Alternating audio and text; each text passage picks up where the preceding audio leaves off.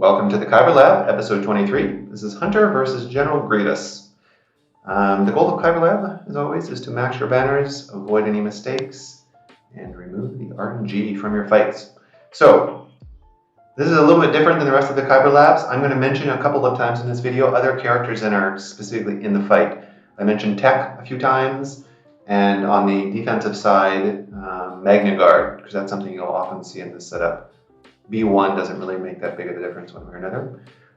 So just keep that in mind. This is a flexible and powerful offensive option against the Nute teams, but it plays out a little bit differently depending on which characters you have and which characters they have.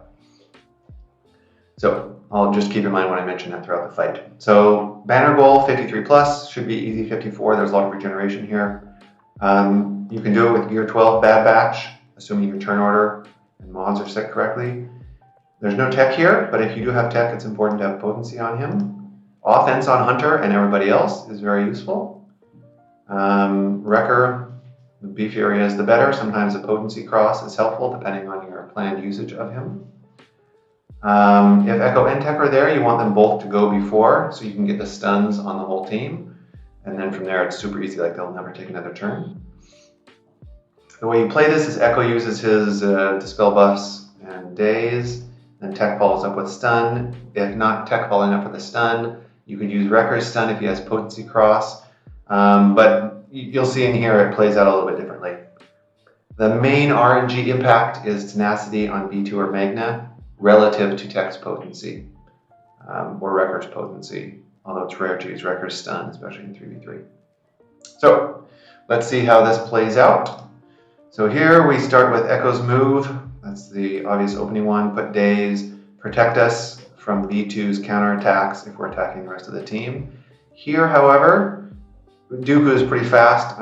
This whole team is decently fast here because I think Nute doesn't even move before, or he does move. But so he puts the other separatists besides tank characters under stealth, and he dispels all buffs from himself. So it goes on to Hunter, not bad, not bad. So now we have here Wrecker using his AoE/stun, or this middle one that's a regeneration move, but it dispels stealth on the enemy team. So that's what we actually want to use here, so we can do an assist from Echo and increase Dooku or Nute's cooldowns without getting counterattacked, because right now we're forced to go after B2. And the problem with this, you'll see here in a moment, we do give ourselves tenacity up to protect from Dooku's counterattack, which is great, because he really does nothing to Wrecker. Wrecker is a beefy boy, but B2's turn is next, and he's just going to dispel everything. So there goes our defensive up, which is the true damage component, the Hunter lead. Now we'll use Pay Extortion, great. And here's the RNG. When you play it this way and you don't save your tenacity up, you have some stuns that can be a bit unlucky. So in this case, had B2 not been taking the bonus turns, and if we had tenacity up here, we could have potentially used Echo to call an assist on Dooku to stop him from doing his further moves. This way, still pretty good. We're about to take B2 down. Could still be a win. He's almost dead, except for some unfortunate stuns, but he's very close to dead. So in this case, I know that in many of my videos I say never do anything except pay extortion. In this case, I absolutely would have done a TM swap to probably Echo or Wrecker, either one. It could have been to Wrecker to give tenacity up to everybody if he hadn't used it earlier. But in this case, I would have either done basic or TM swap and killed B2, because B2 will prevent you from getting defense up and doing the true damage. So now, a bit unlucky there. Still, 3 alive, okay. Oh, cannot cleanse the extortion. So here, just a basic for sure is the way to go. Oh, AoE, okay, you're taking a couple of counterattacks, but you have tenacity up. Could be worse. Okay, perfect. Now we can call the assist and increase Dooku's cooldowns. Call Tech to assist, Hunter to assist, increase his cooldowns, and remove his TM to 0 because he'll attack twice. In this case, you do daze.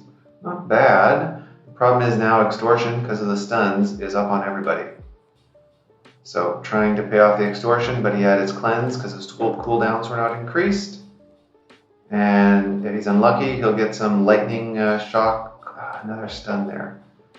So this is all about controlling the fight at the beginning. There was some RNG involved here, where Tassanex got some unlucky stuns from Dooku's AoE.